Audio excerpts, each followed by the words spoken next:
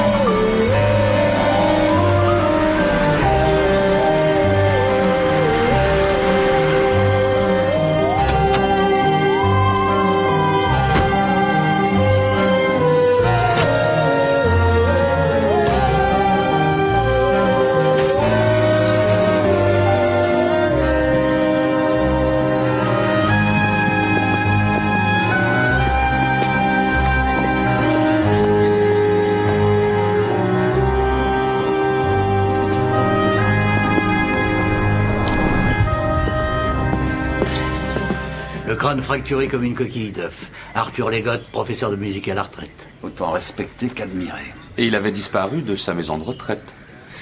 Qu'est-ce qu'il faisait là au milieu de la nuit? Qu'est-ce qu'il cherchait? La même chose sans doute que celui qui a fait ça. Ouais. On dirait qu'ils se sont donné beaucoup de mal. Pas d'effraction. Quelqu'un a dû le suivre? Oui, ce même quelqu'un était déjà là. Le chef? Les commissaires-priseurs avaient une clé. Ils avaient commencé à dresser un catalogue. Et je suppose la maison de retraite aussi. Qu'est-ce qu'il y avait de si important ici pour lui? La musique, c'est tout ce qui le passionnait. Il était respecté et admiré, Scott, parce qu'il a encouragé et inspiré tellement de gens. Y compris la grande Joan Alder. Joan Alder? Midsummer Rhapsody? Oui. Vous connaissez cette rhapsodie? Ma mère était une fan. Elle se mettait à la jouer quand elle voulait qu'on sorte. Hein?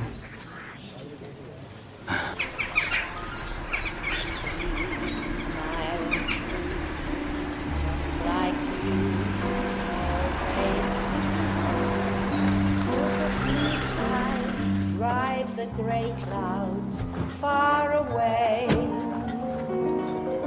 And will you please say hello to the folks that I know? Tell them I won't be long. They'll be happy to know that when you saw me go, I was singing this song.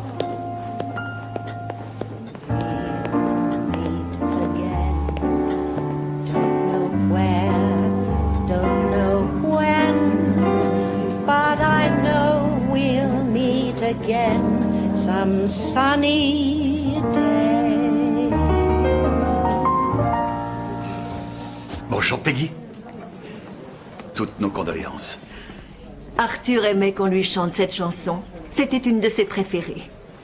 Voilà Charlie. Ah oui, bien sûr, bonjour. Félicitations, je suis navré de ne pas avoir eu le temps de... Écoutez, je ne connais pas la moitié des gens qui sont présents ici. Que peut-on attendre d'une romance ultra brève? Vous le séduisez toujours. Ah, je suis désolé, l'inspecteur Scott, mon adjoint. Et nous aimerions, si vous permettez, vous parler un petit peu plus tard. Bien sûr, nous nous attendons tous à subir un interrogatoire. Merci. Mais d'abord, je voudrais voir la chambre d'Arthur. Merci.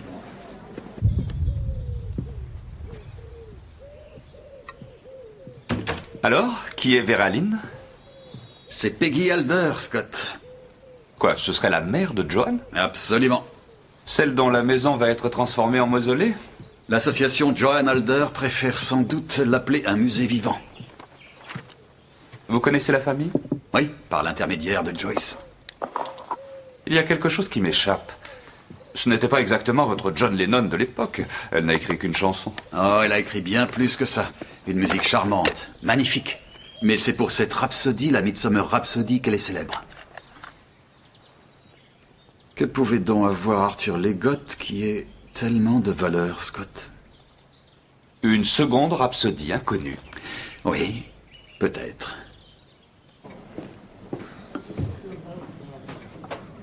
Madame Alder?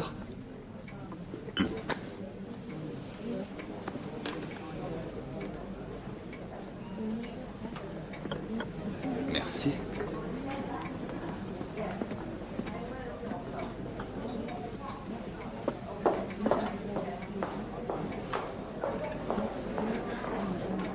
Une beauté éclatante, n'est-ce pas? J'étais sous le charme dès notre première rencontre. Il était connu pour faire des escapades, mais c'est la première fois qu'il sortait au milieu de la nuit.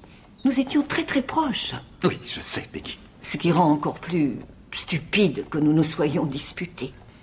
Il a accusé notre Mélodie d'avoir volé. Il ne voulait pas en démordre. J'ai dit que je ne lui adresserais plus la parole. Je ne pensais pas que ce serait vrai. Quel vol? C'était de vieilles partitions de musique. Il voulait les offrir à Charlie. Est-ce qu'il recevait des visites? Une seule, Laura Crawford. Qui est Laura Crawford? Oh, l'agent de Joan. Elle écrivait un roman sur elle. Elle est d'abord venue me voir, puis Arthur. Désolé de te déranger, mais nous annulons. Quoi?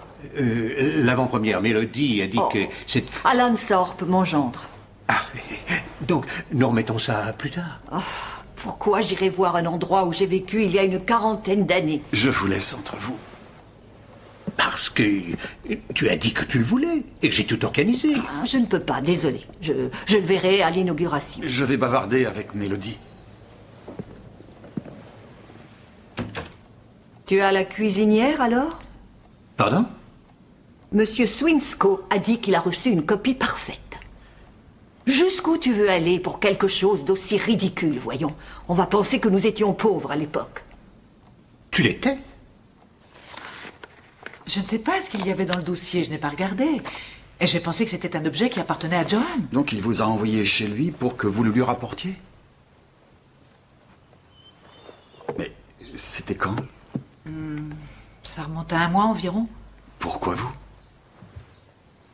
Oh, je lui apportais souvent ses commissions. Il avait confiance en moi, je suppose.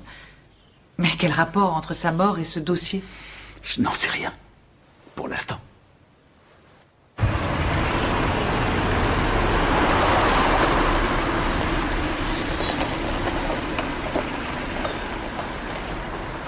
va venir, monsieur Smith. J'ouvre dans 2 jours, il m'avait promis. Ce sera terminé. Je vais m'arranger. Allez donc chercher votre père au pub et traînez-le ici. Et terminez ce que je vous avais demandé. Tout se présente bien, on dirait. Oh, inspecteur Barnaby. Monsieur Swinscoe, je vous présente l'inspecteur Scott. Il faut reconnaître que tout s'est dégradé pendant l'occupation des lieux par les Alder dans les années 50-60, mais nous avançons. Oui, je vois ça. Bon, je suppose que c'est pour monsieur Leggott. En effet. Entrez, je vous prie.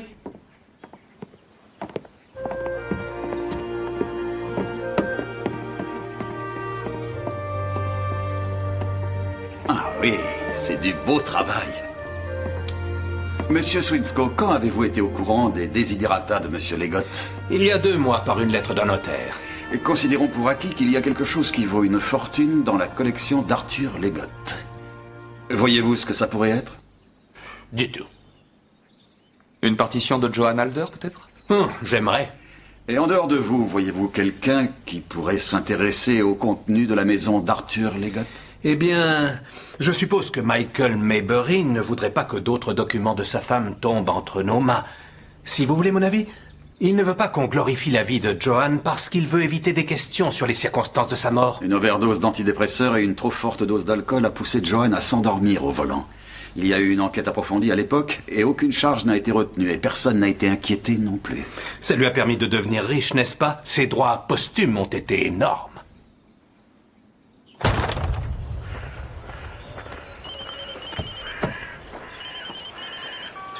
Oui, allô? Monsieur Bullard a fini et les commissaires-priseurs attendent devant la maison. Oui. George, cet homme, tu veux bien les faire patienter jusqu'à l'arrivée de Scott? Merci. Je veux que vous vérifiez tout ce qui va être vendu dans cette maison avant qu'un dossier se soit envolé. Vous les examinerez tous un par un. Bien, chef. Comment va Peggy? Elle est bouleversée. C'était quelqu'un de formidable. C'est pour ça que je l'aimais bien.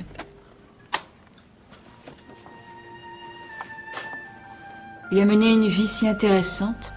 Tout le monde aimait la manière dont il enseignait. Et s'en aller de cette façon. Tu vas aller à la vente aux enchères? Je ne crois pas, non. Plus maintenant. Il devait être leur témoin. Et maintenant, un petit cadeau de la maison de retraite. Avec une jolie petite dédicace de Joanne Alder. Qui commence à 1000 livres? Je vous écoute. Quelqu'un? 250. Je suis navré, monsieur, vous ne pouvez faire qu'une enchère de plus de 1000 livres. 1200 ici? 1400? 500? 600? 1600? 1600 livres. Adjugé à Laura Crawford. Ça dépasse vos estimations. C'est merveilleux. Maintenant, des dossiers, différentes partitions, des douzaines même. Lot numéro 1, 5 livres, quelqu'un? Non? 2 alors? Allons. Adjugé à Monsieur Crane. Combien voulez-vous, monsieur? Je prends tout le lot. Les dossiers sont pour Monsieur Crane.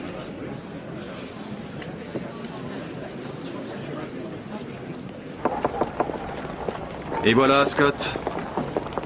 La vie d'un homme vendu au plus offrant. À notre époque, tout est à vendre, chef. J'en ai l'impression. Nos mystérieux dossiers sont partis à un prix ridicule, 2 livres pièce. Ils ne contiennent que des babioles. Scott, regardez.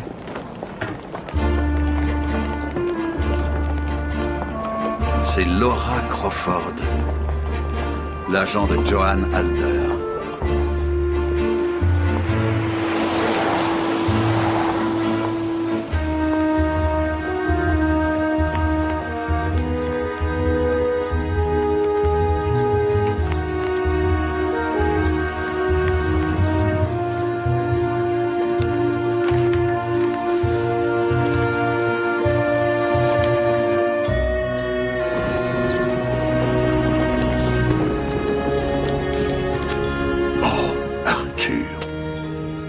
Quel sacré pas.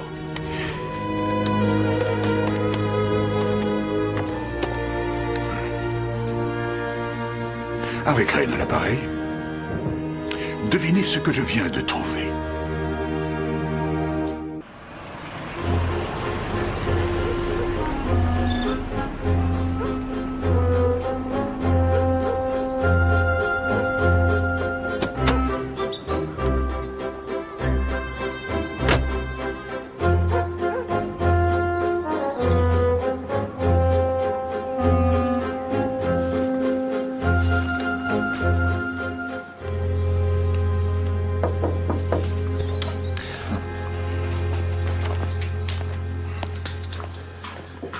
Inspecteur Barnaby. Entrez. Monsieur Maybury. Mon assistante, Madame Smithon. Enchanté. Bonjour. Valérie m'a raconté pour Arthur Legotte.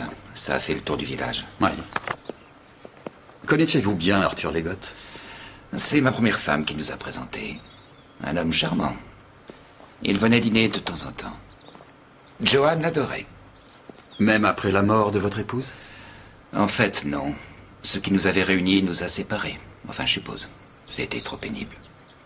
Tout porte à croire qu'Arthur Leggott ait eu l'intention de récupérer quelque chose. Est-il possible qu'il existe des partitions très anciennes de Joanne? Oh, je suppose, oui. Quelques notes au dos d'un cahier faudrait quelque chose aujourd'hui. Vraiment? Avec un idiot comme Swinscoe qui achète tout ce qui lui passe sous la main, tous les habitants de Badger's Drift sont prêts à vider leur poche. Si une telle partition existait vraiment, ça vous plairait peut-être de la récupérer pour vos propres archives. Je ne l'ai pas volée, si c'est ce que vous voulez savoir. Où étiez-vous vers minuit hier soir? Ici. Quelqu'un peut le confirmer? Moi. Je suis restée ici toute la nuit.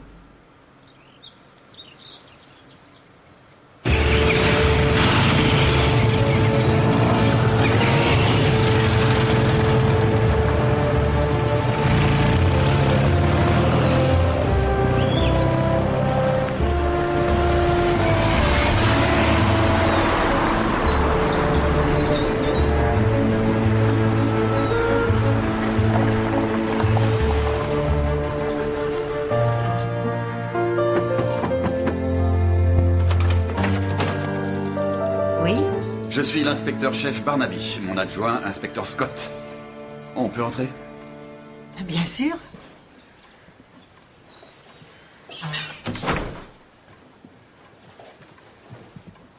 En quoi puis-je vous être utile? Je crois savoir que votre agence de Londres représentait Joanne Alder de son vivant. Et aujourd'hui, vous vous occupez de son héritage. C'est bien exact? Oui. Et je crois savoir aussi que vous rédigez une biographie de Joanne. J'étais son agent, son ami, sa maîtresse. Je crois être parfaitement bien placé pour sa biographie, n'est-ce pas? Officielle? Par là, je suppose que vous demandez si j'ai l'approbation de Michael Maybury? Non. Et pourquoi ça?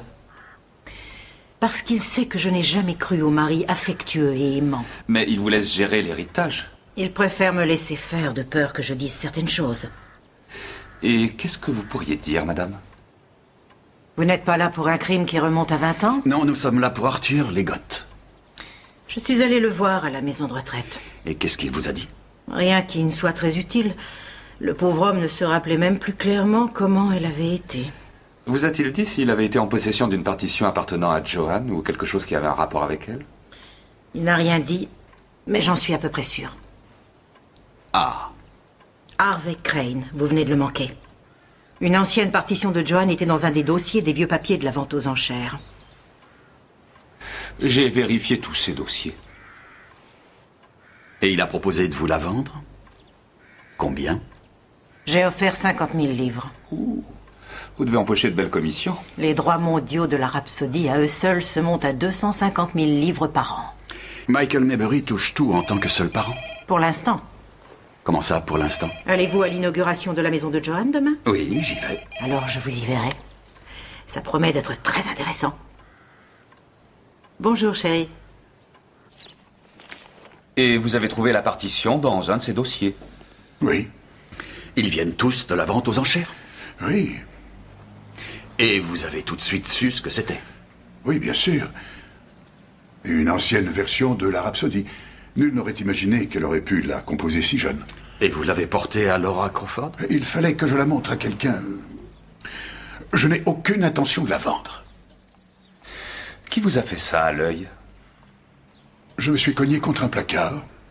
Vous voulez plutôt dire contre un poing. Et à qui d'autre l'avez-vous montré? Michael Maybury. Qu'est-ce qu'il a dit? Il a eu l'audace d'insinuer que je l'avais falsifiée. Pourquoi? Il est possible que quelqu'un ait pu la trafiquer? Bien sûr que non. Comment vous pouvez en être sûr? Parce que je le sais de la seule personne qui soit vraiment au courant. Il a toute autorité sur les affaires de Joanne Alder. Owen Swinscoe. Et? Il l'a acheté, inspecteur. Voilà l'authentification. Donc aujourd'hui, Owen Swinscoe a la partition en main? Il a payé une avance et je lui ai remis une copie. Il aura l'original quand j'aurai l'authentification officielle et que le reste aura été payé. Combien va-t-il le payer? 120 000 livres, inspecteur. Où trouve-t-il une somme pareille? Oh, dans l'héritage de Leggott, je suppose. Ah oui, mais ça devra attendre, Monsieur Crane. Quoi? Mais vous ne pouvez pas m'empêcher de réaliser cette vente. Si, je peux. Je peux la repousser aussi longtemps que la partition à vendre est une pièce à conviction dans une affaire criminelle. Où est-elle?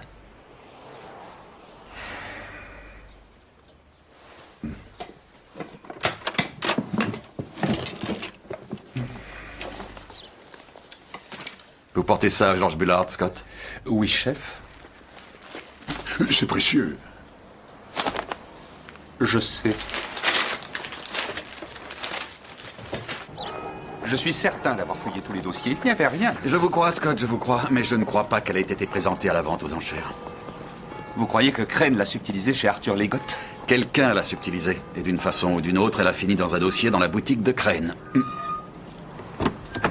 On pensait qu'elle avait été composée quand elle était en Amérique du Sud avec John Farrow. Mais pourtant, cette partition est écrite de façon très claire et très précise. Rien à voir avec l'espèce de gribouillage des dernières années. Nous avons un exemplaire de son écriture de l'époque et elle est tout à fait identique. Le bruit a couru que c'est John Farrow qui a aidé Joanne pour la composition. C'est ça qui est très intéressant, mais ces notes ici, ce n'est pas l'écriture de John Farrow. Il y a des phrases musicales, ici, écrites d'une autre main.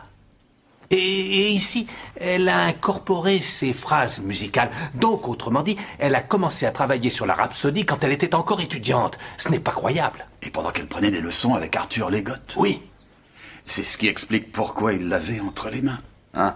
Alors, qui est l'homme mystérieux? Ou la femme mystérieuse? Nous ne savons pas qui c'est, Scott. Mais ça le met en position de réclamer une part des droits de la rhapsodie. Écoutez, Monsieur Swinscoe, je sais que vous souhaiteriez présenter ce document à l'inauguration de la maison, mais je crains que, pour le moment, personne, je dis bien personne, ne doit connaître l'existence de cette nouvelle partition, encore moins de ses implications. Mais ça a coûté un certain prix, inspecteur. Et moi, j'ai payé. Qui est ce John Farrow? John Farrow? C'était le grand amour de Joanne Alder. Et que s'est-il passé? Son père n'était pas d'accord. Joanne n'était pas une sainte. Comme tout le monde, elle faisait des erreurs. La plus belle erreur qu'elle ait faite, c'est Michael Maybury. S'il n'avait pas existé, elle serait là aujourd'hui. Oh, tu n'as pas le droit de dire ça. Elle m'a écrit quand elle était à l'asile d'aliénés. Peggy, voyons, nous allons à l'inauguration. Tu sais bien que c'est vrai. Mais très curieusement, cette lettre a été brûlée.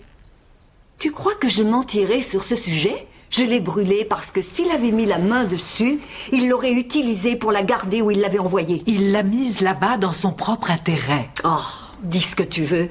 Michael Maybury a rendu ma fille folle. Est-ce qu'on peut y aller, s'il vous plaît?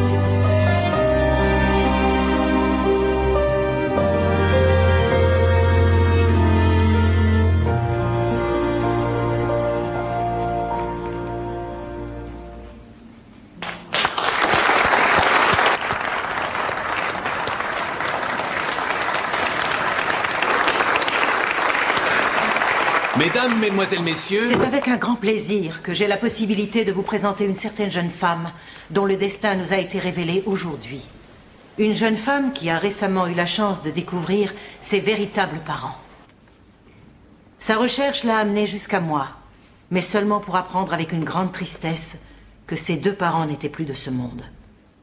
Mais cette tristesse a fait place à la fierté de découvrir qui était sa mère biologique. Mesdames et messieurs, je vous présente la fille de Johan Alder, Sarah.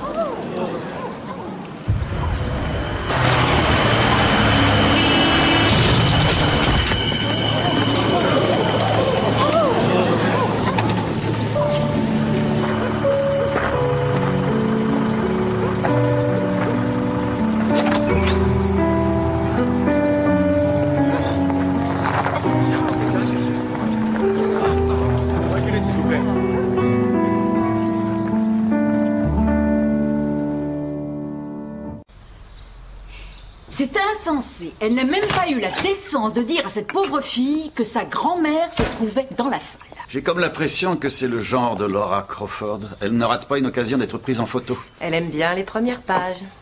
Et la pauvre Peggy, elle aurait pu mourir. Elle a eu un tel choc. J'ai trouvé ça magnifique. Je n'aurais manqué ça pour rien au monde. On en est resté collés à nos sièges. C'était un accident qui devait arriver. Lequel, la haie ou Joe Sweeton? Mais Joe, il boit et il sait plus où il est. J'ai vu sa femme dans la maison de Michael Maybury. Ce sera bientôt son ex-femme. Est-ce que Joe Sweeton a eu une liaison avec Johan Alder? Quand Johan est revenu d'Amérique du Sud, il a été là pour elle pendant quelque temps. Elle était en Amérique du Sud? Elle est partie avec John Farrow. Et le père de John, Noah, s'était arrangé pour qu'il ne puisse pas continuer ses études. Il a fait tout ce qu'il pouvait pour qu'ils ne puissent pas rester ensemble. Ce qu'il a réussi, c'est qu'ils se sont enfuis. Qu'est-ce qui s'est passé? Ce qui s'est passé, Kelly, c'est que John Farrow est mort là-bas. Il a touché à la drogue apparemment, et on raconte qu'un jour, une voiture avec des hommes armés à bord est arrivée au petit matin. Ils l'ont sorti son ménagement du lit et l'ont mis dans la voiture, et Johan ne l'a plus jamais revu. Elle a réussi à revenir dans ce pays sans un penny en poche, juste quelques partitions dans une valise. C'est triste. Non. L'une de ces partitions allait lui permettre de gagner une fortune. Elle était enceinte quand elle est revenue au pays.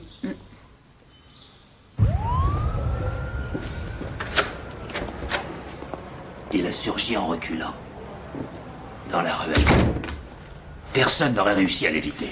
Qu'est-ce que vous faisiez donc dehors à cette heure, Joe? Je voulais obliger Swinscoe à me rembourser l'argent qu'il me devait. J'en ai besoin pour des motifs personnels. Je peux savoir quel genre de motif? C'est pour ma femme. D'abord, elle couchait avec Maybury. Et aujourd'hui, elle veut divorcer pour pouvoir épouser cette pourriture. J'ai fabriqué cette saleté de musée et le reste, mais je vous casserai tout avant qu'ils me prennent ça aussi. Ça arrangera tout.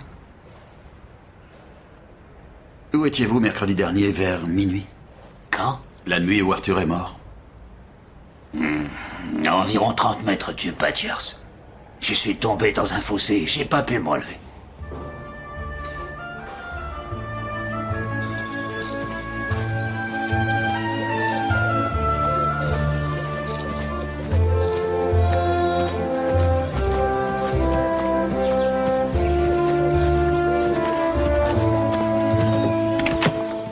C'est très douillet. Pourquoi l'appelle-t-on la haie? C'est ce qu'il fait pour vivre. Il taille des haies. Il tond la pelouse. Il coupe les arbres. Tout ce qui peut lui rapporter un repas. Et on connaît son vrai nom? Non. Essayons de le savoir. Il ne faisait pas que passer quand Joe Sweeton l'a renversé. Il était à la fenêtre et il observait. Écoutez. Vous n'aviez pas le droit. C'est chez moi, là-bas. Depuis combien de temps vous vivez là-bas? 10 ou 15 ans. Quel est votre vrai nom, la haie? Je n'ai jamais embêté personne. Je ne cherche pas les problèmes. Votre passé vit en ce moment dans une pension de famille à Badger's Drift. Sarah. Vous ne l'avez jamais su. C'est ce qui vous a projeté en arrière dans la ruelle? Vous n'êtes donc pas mort en Amérique du Sud? Je vendais de la drogue. Et en la vendant, je me réservais une part. Ils l'ont découvert. J'ai utilisé mon père pour négocier ma vie. J'ai écrit encore et encore. Après plusieurs mois, j'ai reçu une lettre. Va au diable. Un jour, j'ai vu ma chance et je l'ai saisie. J'ai couru pendant des jours. Je suis revenu chez moi pour trouver une tombe dans un cimetière 15 années trop tard. Non, je ne savais pas qu'elle était enceinte. Pourquoi avez-vous pris une nouvelle identité? J'avais passé trop de temps en dehors de ma vie pour vouloir la récupérer. Vous n'avez jamais contacté quelqu'un que vous aviez connu? Non. Même pas Arthur Legotte? Un jour, je l'ai vu qui m'observait. J'étais près de la tombe de Joanne. C'était son anniversaire, c'était l'aube. Je croyais qu'il n'y aurait personne. Vous pensez qu'il a compris qui vous étiez? C'est très possible, en effet, oui. Et c'est tout? Pas d'autres contacts? D'accord. Il m'a dit qu'il avait une partition qu'il aimerait me confier. Dites. Vous croyez qu'elle aimerait me voir? L'amour ne l'a jamais arrêté. Il a mis le feu à ma musique, disait-elle.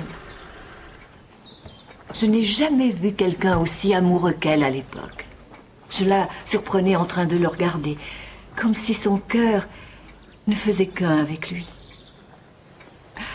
Et un jour, Noah Farrow l'a découvert. Quand je l'ai revue après, je ne l'ai pas reconnue. Elle n'avait que la peau sur les os. Mais elle était enceinte de toi. Tu étais un miracle, ma petite chérie, parce qu'il ne lui restait plus rien. Et j'avoue que je ne pouvais m'en sortir avec vous deux. Ce que je veux dire, c'est... Ce n'est pas ta mère qui t'a fait emmener, Sarah. C'était moi. C'est ma faute. Elle n'a jamais cessé de te chercher. Bonjour, Tom. Peggy, Charlie. Ma petite fille. Bonjour, Sarah. Bonjour. Dites-moi ce que je peux faire pour vous. Je pense que c'est plutôt qu'est-ce que je peux faire pour vous? Ou mieux, pour toutes les deux.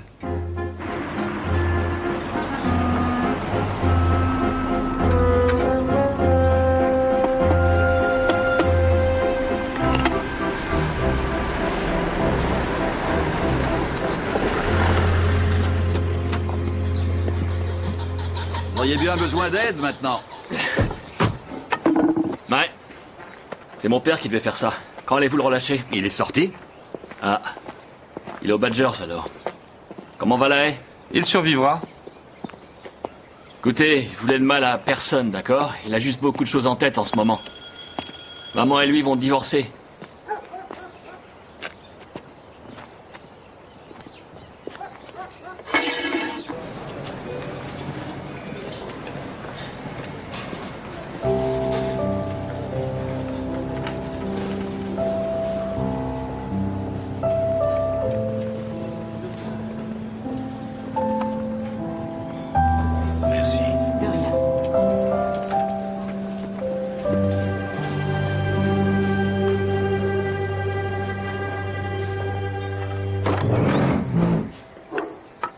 Oui? Monsieur Farrow? Monsieur Noah Farrow? Inspecteur-chef Barnaby et mon adjoint, l'inspecteur Scott. On peut vous dire un mot, s'il vous plaît? À quel sujet? Arthur Legotte. La conclusion violente d'une vie immorale. Immorale? Il a jeté mon fils dans les bras d'une petite roulure qui a détruit sa vie. La mort de Legotte est un juste châtiment. Alors c'est ce que vous dit votre religion? Vous désirez autre chose? Oui. Que dit votre religion sur le fait de tourner le dos à quelqu'un de votre chair et de votre sang dans le besoin? Mes chiens ont besoin d'exercice. Je vais les promener.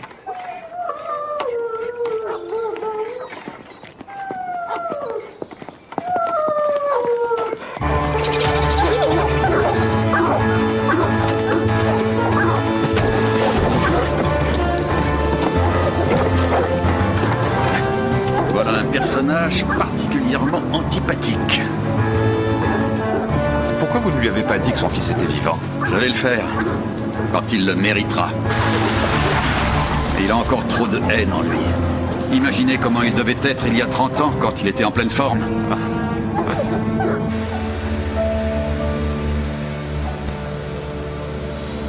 Oui, tu peux me déposer quelque part par ici.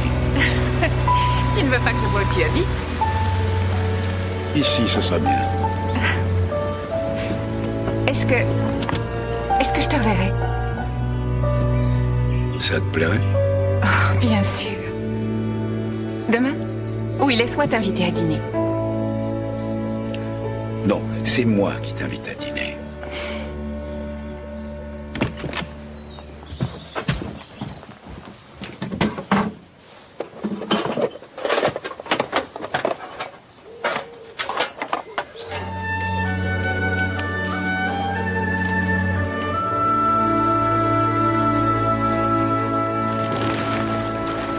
Joan Alder ne l'a pas composée toute seule. Il n'y a absolument pas de doute. Toute cette partie est écrite par une autre main. Et ensuite, on revient à un passage de la main de Joan. Une partie des notes et des gribouillages, à nouveau de l'autre main, regarde. Ça marcherait. Et voilà des notes de Joan. Oui, merci pour ça. Hein, ce n'est pas John Farrow. Parce que j'ai comparé l'écriture avec certaines lettres, certaines partitions qui étaient dans un de ses dossiers. Mais pourquoi Arthur Legott voulait-il que John Farrow ait ceci? Si ça prouve que quelqu'un a écrit avec elle.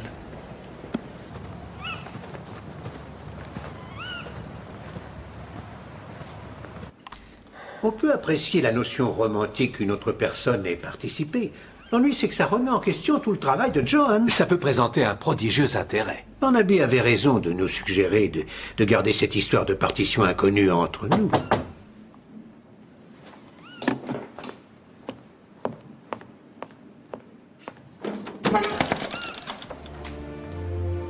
John Farrow. Peut-on parler? Oh, mais entrez, je vous en prie.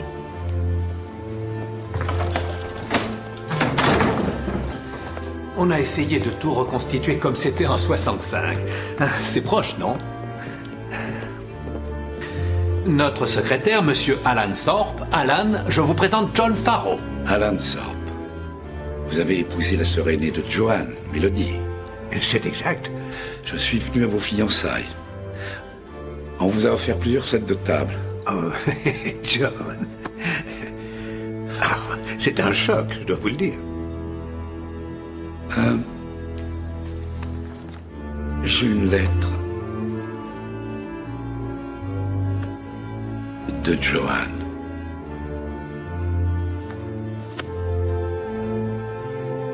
Et je me demandais si vous l'achèteriez, si vous seriez intéressé.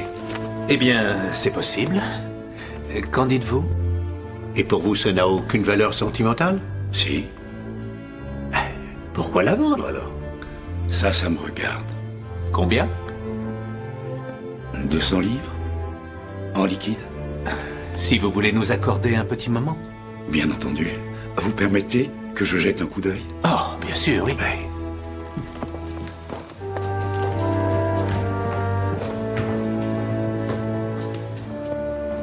Je crois que c'est une occasion à ne pas rater. Oh, je peux la revendre demain 10 fois cette somme. J'en suis pas très sûr. Oh, réfléchis, c'est sensationnel, voyons. Elle était folle de lui. On n'a pas assez de liquide. Et moi, j'ai ce qu'il faut.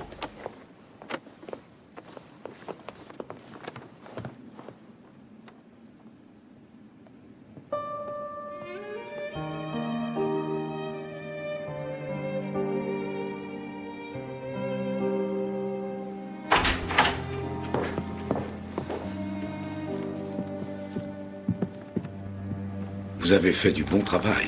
Oh, merci. Et de la part de John Farrow lui-même, c'est un grand compliment. Merci.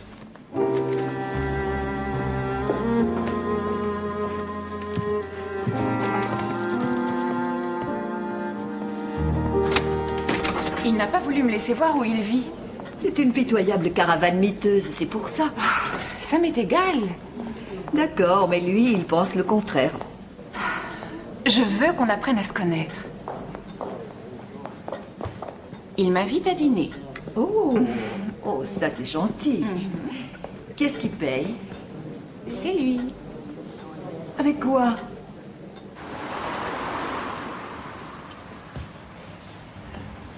Qu'est-ce que vous en dites pour un mariage? Oh, il est bien. Ah, elle ne verra jamais la différence. Entre nous, elle n'a plus la vue de ses 20 ans. Et en plus, l'amour rend aveugle. Je suis un homme heureux. Excusez-moi, c'est Peggy Alder? Oui, c'est elle. Présentez-lui tous mes vœux de bonheur. Je le ferai. Votre nom, monsieur? Lahaye. Vous êtes vraiment Lahaye? Oh, oui, oui, bien sûr que c'est vous. Oh, vous allez venir avec moi. Non, non, je regrette. Elle voudra vous voir. Elle me verra, mais il me faut un peu de temps pour régler certaines choses. Elle va m'étriper si je lui dis que je vous ai vu sans vous ramener auprès d'elle. Une autre fois, samedi prochain, le mariage, ça vous va? C'est parfait. Ça me fera très plaisir, cher ami. Charlie Spelt, vous faites presque partie de la famille. Depuis que vous êtes passé sous un camion, je n'entends parler que de John Farrow. Je crois savoir que vous avez des dons de musicien.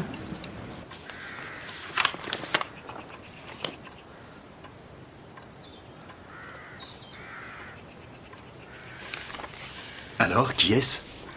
J'aimerais pouvoir vous répondre.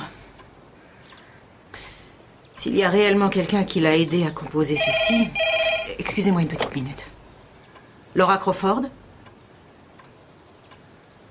J'avoue que le moment est mal choisi. Ce n'est pas n'importe quelle lettre. C'est de Joan Alder à John Farrow. Et c'est de la dynamite. Écoutez, je vous rappelle. Les nouveaux auteurs considèrent leur agent comme leur mère. Alors, où en étions-nous?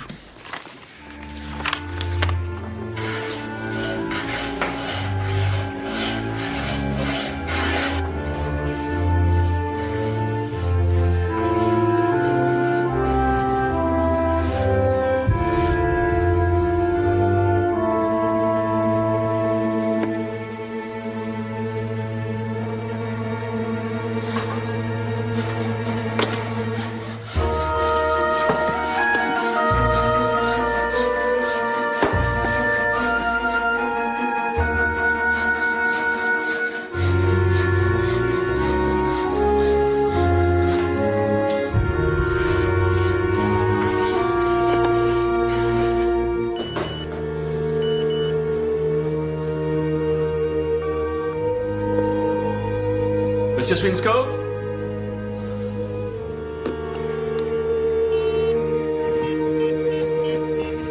Monsieur Swinscoe? Harvey? Je crois que cette partition est un faux. Ben, en aucun cas, ça peut être un faux. Vous en étiez aussi sûr que moi. Écoutez, j'ai reçu une lettre, une authentique lettre de Joan Alder adressée à John Farrow. Une lettre? Je ne vois pas comment. Mais les policiers ont déjà cette partition entre leurs mains, alors s'ils voient cette lettre... Non, inutile d'en parler à la police. Réglons cette affaire entre nous. Il faut que je vous voie, Harvey, et aujourd'hui. Non, non, je peux pas aujourd'hui. Il faut que j'aille voir. Plutôt demain. Hein? Je viendrai à la première heure. Oui.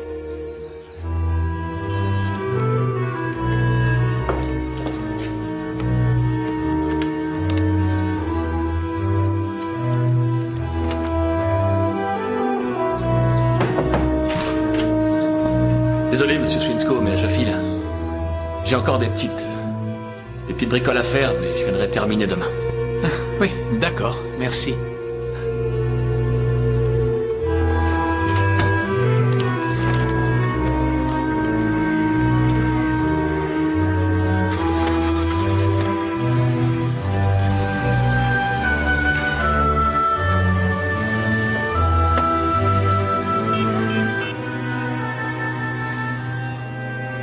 Allô, c'est moi. Écoute.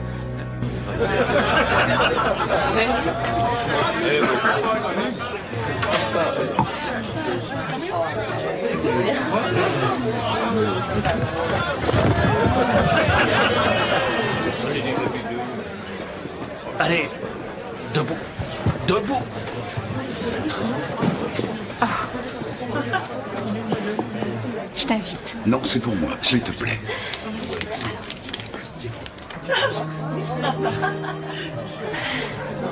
J'ai la bizarre impression de m'observer de l'extérieur. Je voudrais bien avoir quelque chose d'elle. Pas grand-chose. Quelque chose qu'elle aurait écrit, par exemple. Un objet auquel elle aurait tenu. J'ai changé d'avis. Criez-le sur les toits, vous y êtes. Écoutez, la partition que vous avez... C'est ce que vous allez vendre à la place maintenant?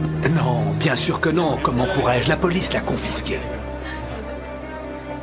Qu'est-ce que vous savez? Je ne peux rien vous dire. Vous ne pourrez pas jouer au chat et à la souris cette fois. Au revoir, Swinsko. Et bonne chance.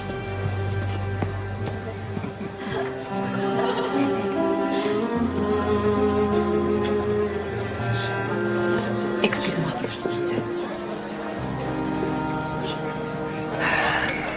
Ça y est, la voilà. La fille de John Alder. Peut-être bien, ou peut-être pas, de Monsieur John Farrow. Arrête, s'il te plaît. Mais connaît-elle Michael Maybury, l'homme que sa mère a épousé? L'a-t-elle déjà vu? Veut-elle savoir ce qu'il a fait à sa mère? Papa, arrête. Mais allez, tout le monde est au courant. Il va peut-être s'en tirer pour le meurtre, mais il va payer pour m'avoir volé ma femme. Monsieur Swinsko, puis-je vous parler? Vous n'en avez pas déjà assez fait? Pardon? Que voulez-vous? J'ai changé d'avis, monsieur. Je voudrais ma lettre, s'il vous plaît. Oh, et où allez-vous trouver les 2000 livres qu'elle vaut maintenant en vendant votre roulotte?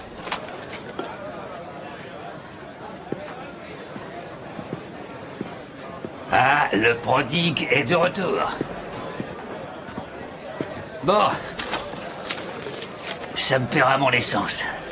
Et je veux le reste de la somme dans la matinée. Sinon... Il n'y a pas de sinon qui tienne. Dans les deux cas, vous devrez attendre comme tout le monde le fait de nos jours, quand vous aurez fini de terminer votre boulot. Et justement, je peux savoir quand vous aurez fini.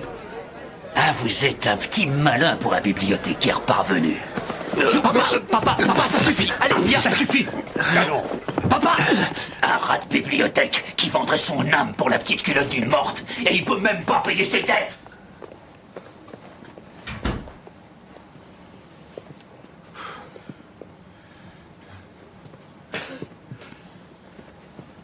Santé!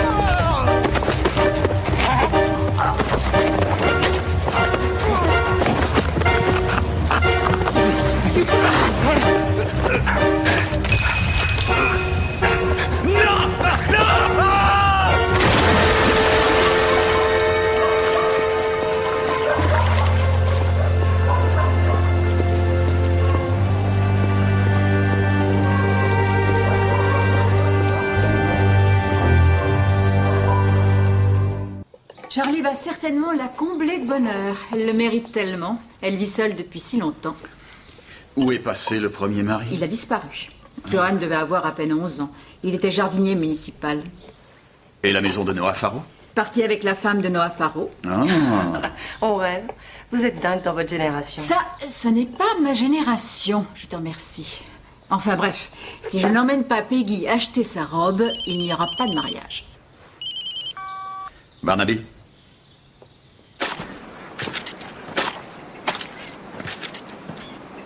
Oui, il me manque un bouton. Veste déchirée. Même s'il avait bu, cet homme n'est pas tombé par inadvertance et il ne s'est pas non plus jeté délibérément dans l'eau. Tu crois qu'il a été poussé? C'est très possible, mais après qu'il y ait eu une belle bagarre. Les poignets et les mains ont été égratignés. Il y a du calcaire ou une matière similaire sous les ongles. Tout ce qu'on peut trouver sur un pont? Par exemple? À Badger's Drift? C'est tout à fait possible. Si c'était Badger's Drift, le corps aurait pu être emporté aussi loin? Avec le temps que nous avons eu, bien sûr. D'accord, merci George. T'en prie. Qu'est-ce qui pousse un homme à se fâcher avec son fils? Je crois l'avoir découvert ce matin, Scott. Le père de Johan Alder, apparemment, est parti avec la femme de Noah Farrow.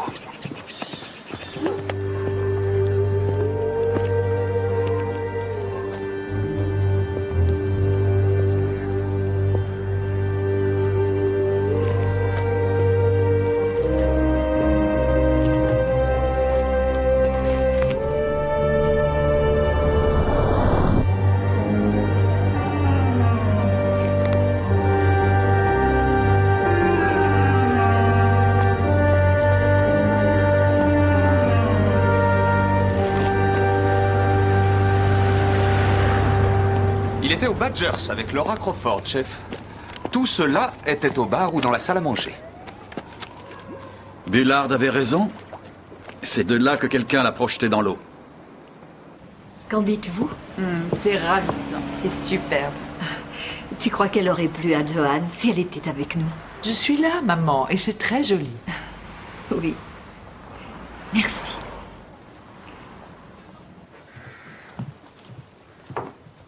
Il a téléphoné pour m'offrir une lettre d'amour de Johan. C'est vrai, ça? Cette lettre d'amour n'était pas pour moi, inspecteur, mais pour John Farrow. Le temps d'arriver au pub et Swinscoe avait changé d'avis. Pourquoi? Quelque chose lui a fait peur. Il ne m'a parlé que de cette lettre. Il vous a montré la lettre? Non. Et s'il avait découvert, en comparant l'écriture de Johan dans la lettre et sur la partition, qu'en fait, tout ça n'était qu'un faux? Ce n'est pas pensable. Il s'agit bien de l'écriture de Johan. Quelqu'un qui l'aurait falsifié dirait la même chose. Arthur Leggott voulait que John Farrow récupère cette partition. Sans doute l'original, qui est le produit de la collaboration Alder-Farrow. Et si on avait volé cette fameuse partition à Arthur Leggott pour la copier? Mais pourquoi se donner tout ce mal? Pour s'en attribuer le mérite et réclamer une part de l'héritage de Johan. Ça expliquerait pourquoi Swinscoe pensait avoir un faux entre les mains, je suppose. Il y a pas mal d'argent en jeu. Si c'est réellement un faux, tout ce que je peux dire, c'est qu'il est d'une grande qualité. Et je n'ai pas vu Swinscoe pour le faire boire et je ne l'ai pas poussé dans la rivière parce qu'il m'aurait démasqué. Mais c'est une bonne raison pour le tuer. Oh oui, une très bonne raison. Si, bien sûr, il s'agit d'un faux, oui.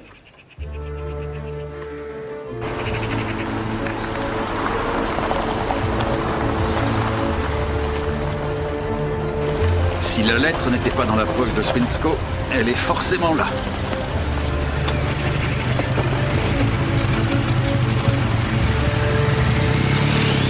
Vous croyez qu'il venait ici? J'irai voir Harvey Crane plus tard.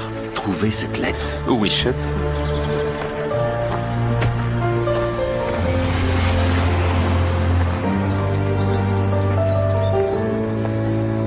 Je suis allé le trouver, ouais. Que s'est-il passé? Je me suis fait virer. Pourquoi? Et ensuite? Je suis rentré chez moi à pied. En traversant le pont? Ouais, c'est mieux si on veut éviter de se mouiller. Est-ce que vous avez guetté patiemment Owen Swinscoe pour l'agresser sur le pont? Non. Et vous l'avez jeté ensuite dans la rivière? Est-ce qu'il avait envie de se baigner? Non, monsieur Smeaton. Il est mort. Quoi? Noyé. Noyé? Je ne l'ai pas vu après notre dispute au pub. Ah, nom d'un chien. Je vais jamais récupérer mon pognon. Bon, il en a bu plusieurs avant de partir. Des whisky. Je suis entré 2 ou 3 fois. Vous l'avez vu avec une lettre? Non. Quelle lettre? Vous êtes sûr? Évidemment, je suis sûr. Alors, qu'est-ce qu'il faisait? Il buvait. Ah, il a passé un coup de fil. D'ordre personnel parce qu'il a fermé la porte. Vous n'avez pas entendu ce qu'il a dit? Non, j'étais dans la pièce du fond. Quand je suis revenu, il était en train d'encadrer une photo. Une photo?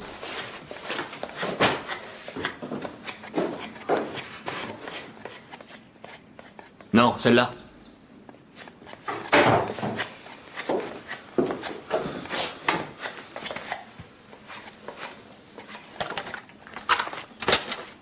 Ah. Et voilà.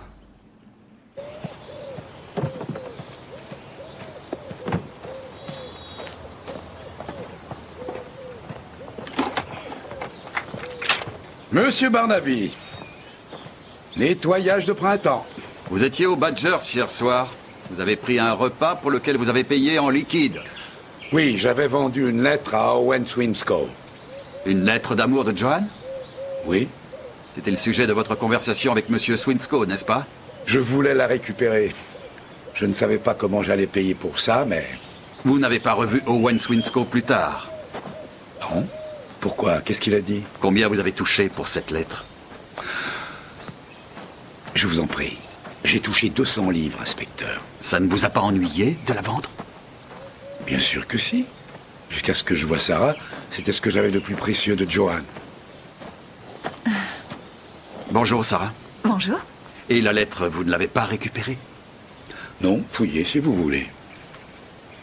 Où vous êtes-vous caché pendant ces 30 dernières années? Qu'est-ce qui se passe? Vous voulez nous accorder une petite minute? Voilà. Vous pouvez l'ouvrir, s'il vous plaît? Oh! Ça, je l'avais oublié. Permettez. El Paso, Texas. Un extrait d'acte de mariage. Donc, avec cet extrait d'acte de mariage, il aurait les mêmes droits que Michael Maybury sur l'héritage de Joanne. Oui, absolument. Est-ce que ce document aurait pu se trouver au domicile d'Arthur Leggott? Non. Ce document moisit depuis 30 ans dans une boîte en fer. Mais je crois que ce qui a disparu de la maison de Leggott, c'est la véritable partition, oui. Et quelqu'un a méticuleusement copié cette partition pour faire croire qu'une autre personne que John Farrow avait participé. Owen Swinscoe l'a acheté. Mais ce même Owen tombe sur une authentique lettre de Joanne Alder. Et il y avait quelque chose à propos de cette lettre qui l'a poussé à penser qu'il pourrait s'agir d'un faux. Donc le faussaire devait récupérer la lettre, et s'il n'y parvenait pas... Dans ce cas, il était obligé de tuer Swinscoe comme il avait dû tuer Arthur Leggott. George. La lettre est authentique, Tom. Ah ouais? L'écriture de Joanne s'est modifiée au fil des années, mais pas avant le traumatisme de la perte de John Farrow et de l'adoption. Je l'ai comparé avec ceci. Une carte de la Saint-Valentin? Où était-elle? C'est Alan Thorpe qui me l'a donnée. Alan Thorpe? Si j'ai bien compris, la sœur de Joanne s'en est souvenue. C'est ce qu'on appelle un coup de chance. Ce que nous avons là, c'est une excellente copie de l'écriture de ses jeunes années. Mais il y a certaines formes de lettres qui ne sont apparues dans l'écriture de Joanne qu'après son retour d'Amérique. Alors, comme cette partition est censée avoir été écrite 3 ans plus tôt, nous sommes en présence d'un faux. Est-ce que le faussaire a utilisé du papier original, je veux dire, des années 60 pour la partition? Ouais. Et ce papier a pu être découvert au domicile d'Arthur Leggott? Merci bien, George. Aucun problème, je te l'ai confié. Ça valait la peine d'attendre.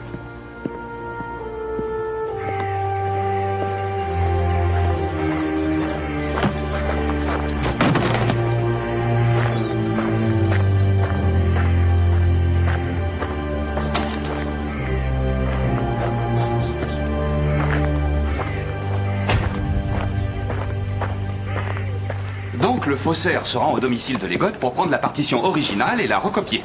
Ou ayant fait le faux, il est allé le placer là-bas. Et Leggott l'a découvert. Et l'original est toujours quelque part ailleurs? Oui, et si on trouve le faussaire, on trouve l'assassin. Merci. Le coup de fil qu'Owen Swinscoe a passé. Harvey Crane? Eh oui, monsieur.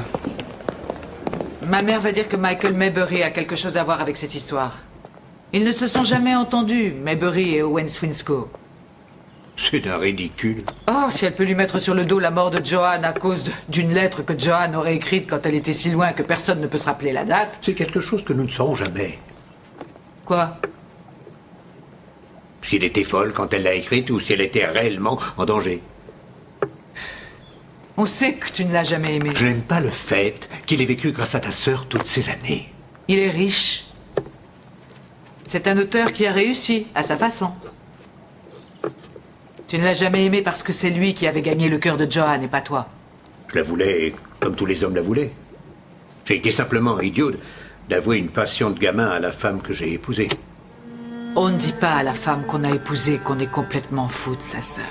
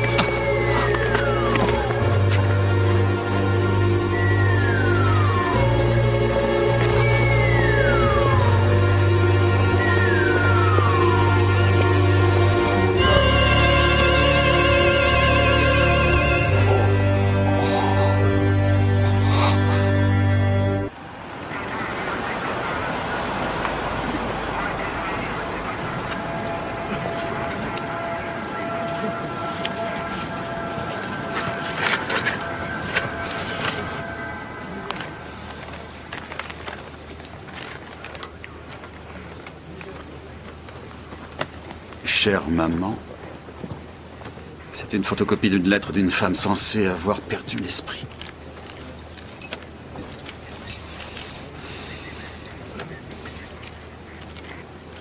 Michael Maybury l'a poussé au suicide. Si on se base sur cette lettre, c'est ce que croyait Johan. Crane était en route pour rejoindre un acheteur. D'après vous, c'est Lee Smithon qui lui a donné? Il a eu accès au domicile de Peggy pendant des semaines. Il a pu la trouver. Est-ce que ce serait une nouvelle affaire de falsification? Je dirais qu'il y a de fortes possibilités, pas vous?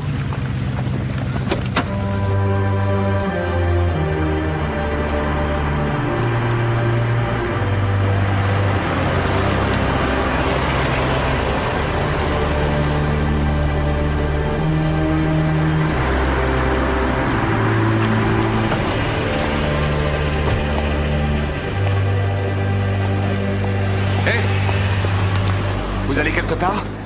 Ouais. Voir mon père. Un pote m'a téléphoné pour dire qu'ils avaient failli le percuter sur Parva. On vient de Parva et on n'a pas aperçu votre père. Bon, je sais qu'il a beaucoup bu. Ça, c'est une surprise. Ouais, bon. Qu'est-ce que vous faisiez chez Harvey Crane? Il m'a donné 10 livres pour des magazines que j'ai trouvés. Ouais, il a essayé de réparer son verrou sur sa porte de derrière. Il avait fait un massacre. Alors je lui ai réparé ça aussi, qui m'a pris une petite heure. Et j'ai eu 2 livres de plus, ce qui est plutôt sympa. Où avez-vous trouvé ces magazines? Je les ai trouvés dans le grenier de la maison de Johan Alder. Pourquoi? Vous quittez la maison de Crane et quelques secondes après, il ressort sur sa moto. Un rapport? Non. Vous êtes sûr? Évidemment que je suis sûr. Je sais pas où il est allé. Il est parti. Sur la route de Parva aussi. Alors pourquoi vous me demandez ça? Allez retrouver votre père.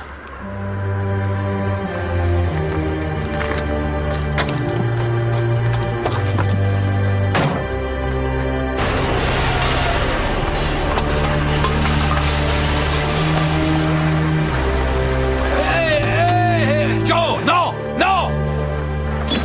Joe! Barnaby? Monsieur Maybury, je peux vous parler, s'il vous plaît? Oui, bien sûr, entrez. Entrez, je vous en prie. Merci.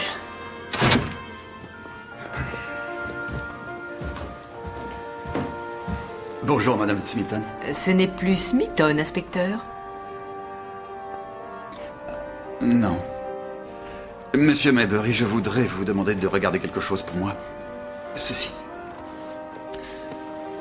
Mais mes lunettes sont là-bas.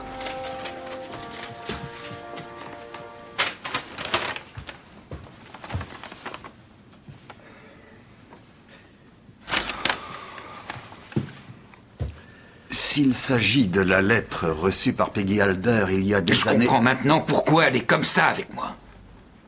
Mais si elle n'est pas authentique, alors quelqu'un a peut-être utilisé des lettres réellement écrites par Joanne pour faire une copie réaliste. Pourquoi ça? Pour vous faire accuser, Monsieur Maybury. D'accord.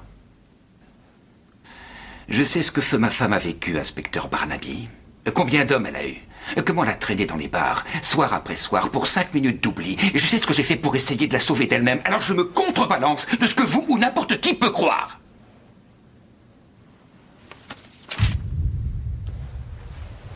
Quand avez-vous vu Crane pour la dernière fois? La semaine dernière, quand il est venu avec une partition. Ah oui, l'œil au beurre noir, c'est vous? Ça a été plus fort que moi. C'est lui la raison de votre venue? Vous êtes sûr que vous ne l'avez pas revu depuis? J'étais étonné de ne pas le revoir. Je pensais qu'il me ferait chanter, mais je me trompais. Et aujourd'hui, vous n'avez pas eu de nouvelles de lui? J'ai reçu un coup de fil, mais on a raccroché 2 fois. Vous n'avez pas fait le rappel d'appel? J'ai pensé que c'était encore Joe.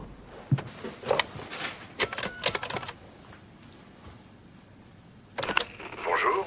Harvey Crane ne peut vous répondre pour le moment. Veuillez laisser un message, merci. Donc il allait me faire une proposition. Vous êtes resté à la maison toute la soirée? Depuis notre retour du tribunal, oui, en effet. Pourquoi? Que s'est-il passé encore? Harvey Crane a été assassiné ce soir.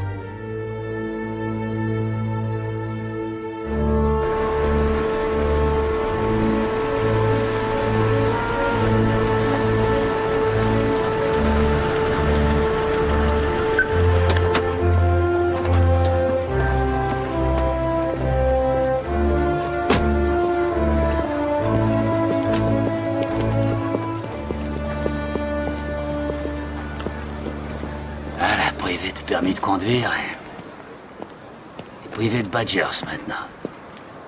Joe, ne vous approchez pas du presbytère. La seule personne que vous allez blesser, c'est vous-même. Papa. Merci, fiston. Au revoir, Joe. Prenez un bain.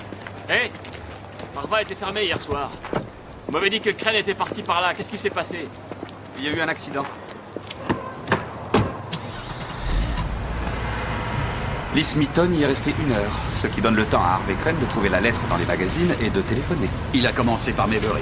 Une espèce de chantage. Mais celui qui a placé la lettre chez lui savait ce qu'il faisait et ils l'ont attendu sur la route du vieux presbytère. Mais pourquoi l'avoir tué? Parce qu'il avait appris la falsification de la partition par Owen Swinscoe, qui lui a téléphoné pour récupérer son argent.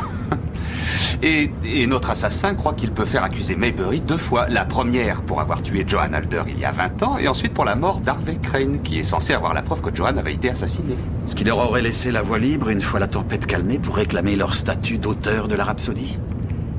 Et une part sur tous les revenus.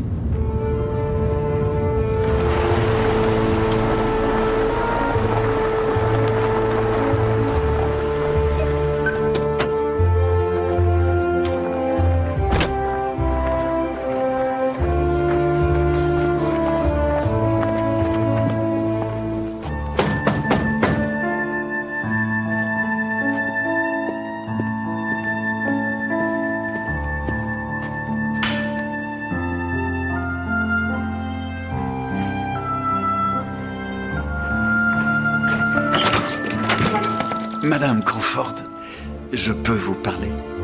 Il est un peu tard. Nous pouvons entrer? Il le faut. Non, vous pouvez sortir si vous voulez, on va faire un tour.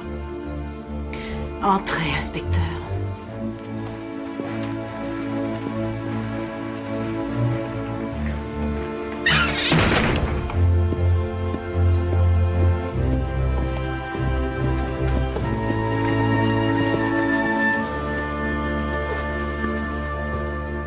Sarah. Inspecteur Barnaby? Par simple curiosité, est-ce que vous travaillez maintenant pour l'agence Crawford? Bien sûr que non. Mais cela peut changer, on ne sait jamais. Ça dépend. Cela en vaut-il la peine? Oh, je vous en prie. Ça dépend surtout si oui ou non je compte réclamer ce qui semble me revenir. Mais je ne veux pas créer de problème. Aucun problème pour moi, ma chère Sarah. Mais Michael Maybury? Qui d'autre? Vous dites toujours qu'il est responsable de la mort de Joanne? Oui, toujours. C'est même écrit noir sur blanc. Depuis notre conversation, une lettre a refait surface et a clairement levé tous les doutes. Vous avez vu cette lettre? Ou on vous l'a simplement lue au téléphone? Avez-vous eu un contact avec Harvey Crane aujourd'hui? Non, non.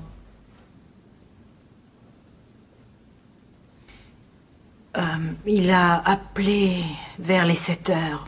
Et? Bon, d'accord. Il m'a lu une lettre. Est-ce que vous êtes sorti ce soir? Non, je n'ai pas bougé de la journée. Vous confirmez ce qu'elle dit? Oui. Je suis arrivée ici vers les 6 heures. C'est cette lettre qu'il vous a lue?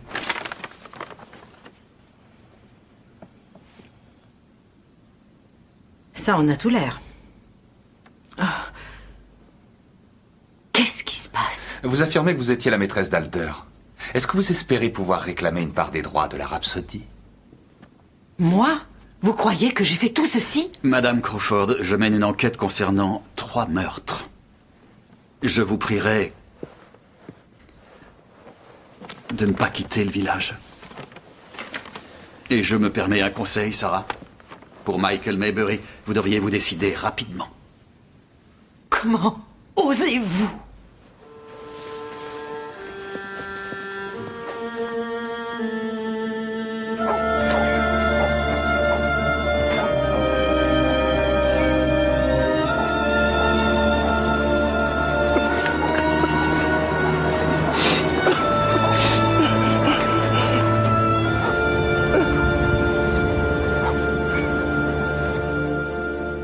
Ils n'ont pas répondu à l'invitation. Non, maman. Qu'est-ce que nous devons en conclure? Qu'ils ne viennent pas? Je suppose que oui. Oh, on ne peut pas le supposer. Il faut absolument les joindre. Tu ne trouves pas que j'ai déjà beaucoup à faire? Je peux faire une suggestion? Je suis persuadé que Joyce se ferait un vrai plaisir de vous aider pour ce mariage. C'est à Mélodie de le faire. Oui, mais ce sera une préoccupation en moins. Elle va s'en charger. Peggy, je suis désolé, mais...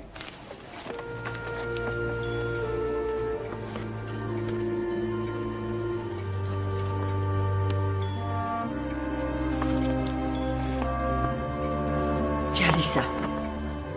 Est-ce que c'est cette lettre que Joanne vous a écrite depuis l'hôpital? Oui. Tu as dit que tu l'avais brûlée. Oh, je ne l'ai pas fait puisqu'elle est là. C'est peut-être un faux. Un faux? Mais pourquoi faire, voyons? Elle semble prouver que ce que vous dites depuis des années est vrai et... elle pourrait créer beaucoup de problèmes pour Michael Maybury. S'il s'agit d'un faux, il y a beaucoup de gens qui doivent le savoir aussi bien que moi. Tout ce que je sais, c'est que je me rappelle l'avoir froissé et jeté dans les flammes. Vous l'avez vraiment froissé? Oui.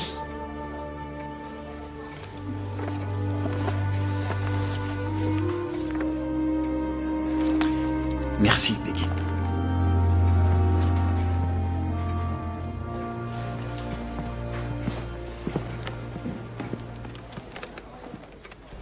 Je sais que vous avez un travail à faire, mais elle a pris un retard considérable. Je ne veux pas qu'elle se rende malade pour cette histoire, pas avant le mariage. J'ai fait preuve de la plus grande délicatesse possible étant donné les circonstances.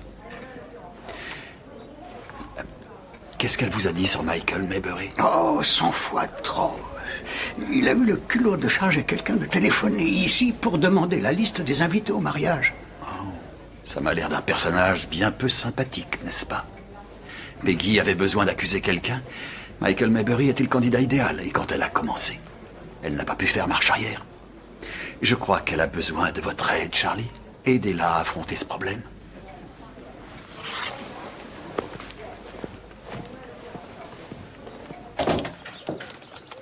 Michael? Quelqu'un veut te voir. Sarah Douglas, la fille de Joanne. Sarah. Bonjour. Oh, c'est merveilleux. Merci. Vous avez ses yeux. Je vous assure. Je suis si heureux que vous soyez passé me voir. Oh, j'ai tellement entendu parler de vous. Je voulais constater par moi-même. Donc, Harvey Crane trouve la fameuse lettre qui implique Michael Maybury dans la mort de sa femme Joan. Notre faussaire sait que Harvey va essayer de faire chanter Maybury. Alors il se rend près de son domicile, il guette le bruit de la moto d'Harvey et là, il fonce pour mettre le fil de fer en place. Et il espère que nous accuserons Maybury, ce qui n'est pas le cas. Non, ce n'est pas le cas. Barnaby?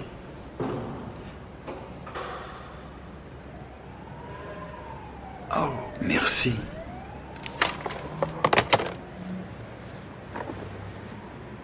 Nous sommes convoqués. Alors, qui vous a dit que je n'avais pas aidé mon fils? Peggy Alder? Est-ce que sa fille l'a prévenue quand elle est revenue? Et comment savait-elle? Les individus là-bas qui le retenaient, ils lui ont dit, après l'avoir abattu, que je n'avais rien fait. Qui d'autre voulez-vous que ce soit? Est-ce important? Quoi? Tout le monde est au courant? Non, personne n'est au courant, Monsieur Faro. Ce que vous avez fait, je ne l'ai dit à personne. Alors, dans ce cas, qui donc? Lui, voyons. Qui? Il n'est pas mort, Monsieur Faro. John?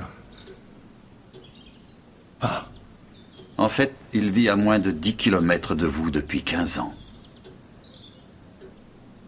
Il est vivant? Oh.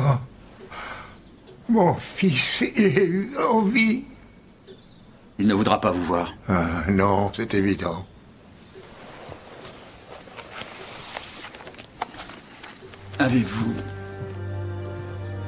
Avez-vous une idée de l'amour dont vous avez essayé de le priver?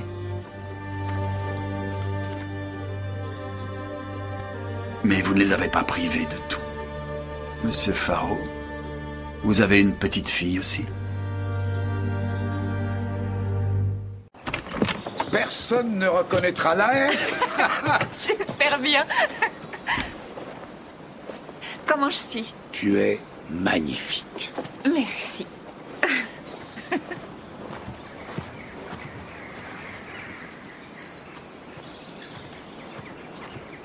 John, tu pourrais m'écouter une petite minute, je te prie? Nous sommes attendus quelque part. Oui, bien sûr. J'ai cru que j'avais provoqué ta mort. Je ne sais pas comment un père peut faire une chose pareille. Un homme monstrueux et diabolique. C'est un fardeau, John. Je ne te demanderai pas de m'en soulager. Qu'est-ce que tu es venu chercher? Tu sais qui c'est? Oui. Ne me dis pas que tu vas aussi mutiler cette génération. Je t'en prie. Il n'est pas là pour blesser qui que ce soit. Je voulais juste te voir. Ma femme a dû se séparer de notre fille. Ta femme? Je l'aimais. Oui. Oui, je sais aujourd'hui à quel point elle t'aimait. Et je pense que ceci vous revient.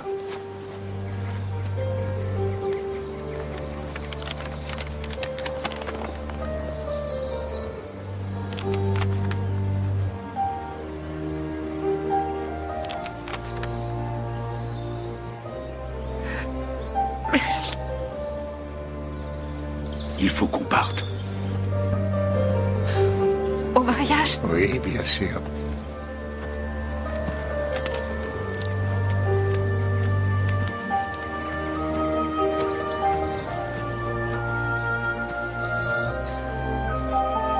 Je crois que ce serait merveilleux si on arrivait dans votre voiture. J'ai encore le temps de tondre la pelouse? Qu'est-ce que tu en dis? Oh, c'était épatant. Ça peut pour le prix. Quand ton tour viendra, ma petite Kelly, Oui? je suppose que tu ne voudras pas un mariage plus discret. Non. Non? Pas question.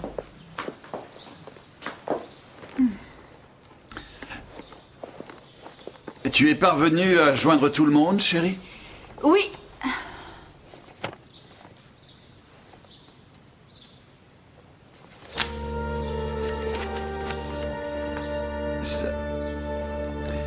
Ça m'embête, mais il faut que je vous laisse quelques minutes. Non. Tom. Je vous retrouve à l'église. Papa, fais pas ça. Tom. Tom.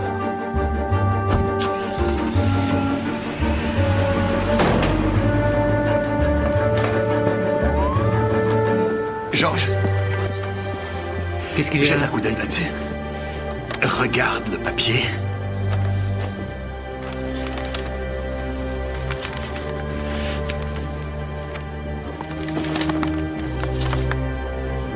C'est le même. Mais vous avez dit que l'écriture datait de 30 ans. Exact. Et c'est l'original, subtilisé chez Arthur Legotte pour l'acte notarié. Qui a écrit la liste de mariage? C'est Mélodie Sorp qui l'a écrite. Elle n'aurait pas commis cette erreur. Non, ce n'est pas notre faussaire. Elle a utilisé ce qu'elle croyait n'être qu'une simple feuille de papier.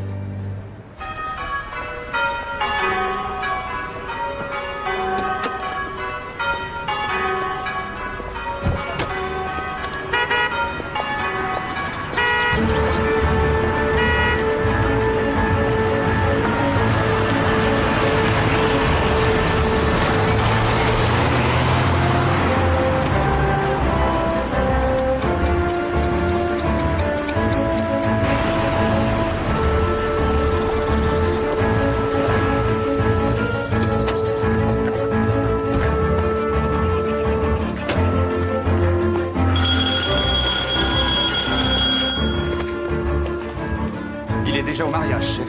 Faites le tour.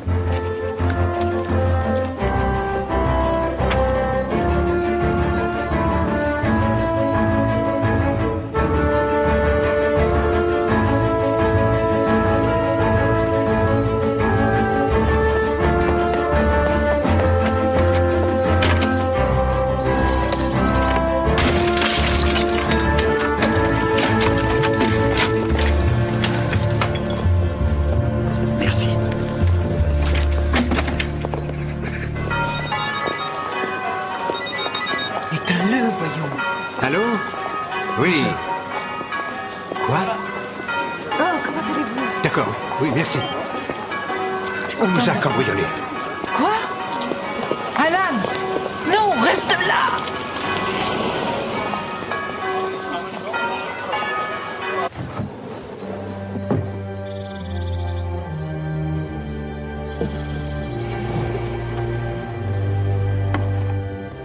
Scott?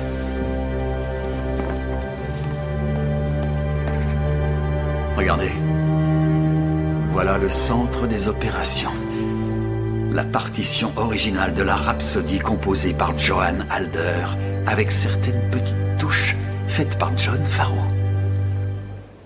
En conséquence, je vous déclare mari et femme, au nom du Père, du Fils et du Saint-Esprit. Que ceux qui ont été réunis par le Seigneur ne soient jamais désunis par l'homme. Vous pouvez embrasser la mariée.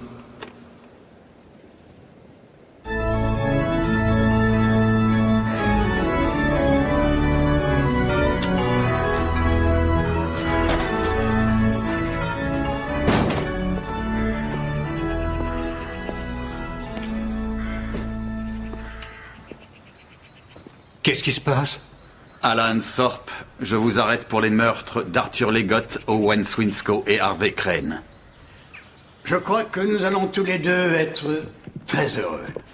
Avec la famille qui nous reste. La sienne, pas la mienne. La mienne est composée de canailles qui continuent à servir Sa Majesté. Oh non, non, non, pas vraiment. Il n'en reste plus un seul en vie. Hier encore, j'étais seul au monde. Et aujourd'hui, j'ai une femme merveilleuse. Et aussi une belle fille. Et maintenant, une petite fille aussi. Que demander de plus ? Bref, je vous souhaite à tous une merveilleuse journée. Amusez-vous bien autant que moi.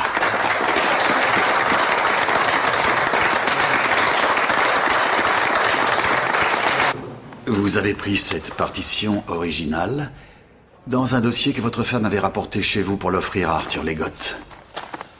Ensuite, vous êtes allé chez Arthur Leggott et vous avez pris du vieux papier qui n'avait jamais été utilisé. Et vous avez recopié l'œuvre originale de Johann Halder de sorte qu'elle vous soit profitable. Vous avez même créé toute une série de notes pour accompagner la partition écrite par ce que vous pensiez être la main de Johann, en utilisant la carte de la Saint-Valentin qu'elle vous avait envoyée un jour pour plaisanter, pour imiter son écriture. Vous ne savez même pas de quoi vous parlez. Ce que vous ne saviez pas, c'est que Arthur Leggott savait bien avant tout le monde qui était la haie. Et vous ne saviez pas qu'Arthur souhaitait remettre cette partition à John Farrow. Mais pourquoi je serais retourné chez lui? Pour la déposer dans une boîte qui serait emportée pour être mise aux enchères. Et vous ne vous attendiez sûrement pas à le voir débarquer au beau milieu de la nuit. Ayant tué Arthur Leggott, vous ne pourriez plus laisser le faux au même endroit, au cas où nous serions venus le retirer avant la vente aux enchères. Donc vous l'avez emporté avec vous. Après avoir vandalisé le bureau pour nous faire croire que c'était l'œuvre d'un cambrioleur déçu. Et vous avez assisté à la vente aux enchères pour voir qui allait acheter le dossier. Vous avez eu une occasion et vous avez glissé la partition. Et elle était là, attendant qu'Harvey Crane morde à l'appât. Ce qu'il a fait, il l'a vendu à votre collègue, Owen Swinscoe. Mesdames, mesdemoiselles, messieurs... C'est avec un grand plaisir. Mais ce que vous n'avez pas prévu, c'était que Laura Crawford allait présenter Sarah, la fille de Johann Halder, et que cela pousserait John Farrow à révéler son identité. Et ce que vous ne pouviez pas prévoir, c'était que John Farrow vendrait une lettre d'amour de Johann pour avoir de quoi inviter sa fille à dîner. Mais si Owen Swinscoe comparait un jour cette lettre à la partition, vous saviez qu'il comprendrait qu'il s'agissait d'un faux. Et il l'a compris. Vous croyez qu'ils sont mariés maintenant? Ou ça vous est égal? Cette carte de la Saint-Valentin que vous nous avez aimablement fournie pour aider à l'authentification de cette partition ne contenait pas toutes les lettres de l'alphabet, n'est-ce pas? Il en manquait plusieurs, comme la lettre F et la lettre G. Et vous aviez imaginé quelle forme elles avaient, mais vous vous étiez trompé et vous l'avez su à la seconde où vous avez lu cette lettre, et vous avez dû faire quelque chose.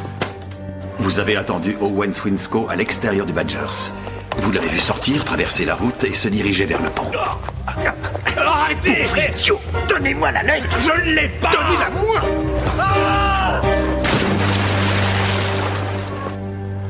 Vous avez beaucoup de choses en commun avec la musique populaire, inspecteur. Crue et répétitive. J'aimerais mieux écouter une véritable œuvre musicale. Vous avez tué Arthur Leggott. Et ensuite, vous avez tué Owen Swinscoe. Et ensuite, vous avez compris qu'Harvey Crane en savait beaucoup trop. Et vous avez eu l'occasion de l'attirer dans la maison de Maybury en créant une autre lettre. Une lettre qui détournerait les soupçons sur Maybury. Vous saviez qu'il ne résisterait pas à un petit chantage. Et vous saviez qu'il se précipiterait au vieux presbytère.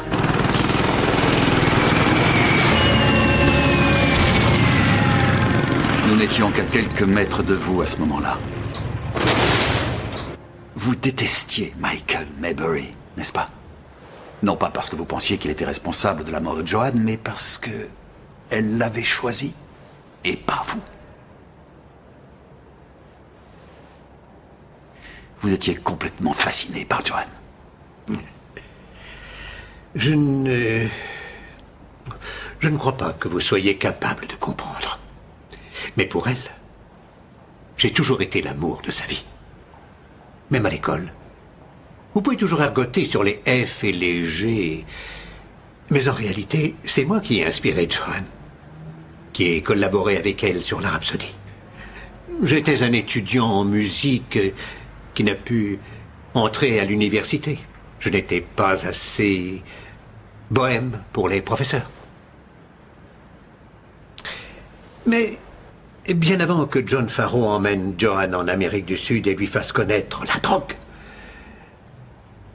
notre meilleur travail était fait. Et ceci le prouve. Quand elle est revenue avec l'enfant, elle était déjà malade. Et des monstres comme Maybury ont profité de sa vulnérabilité. Les plus beaux jours de sa vie, c'était avec moi.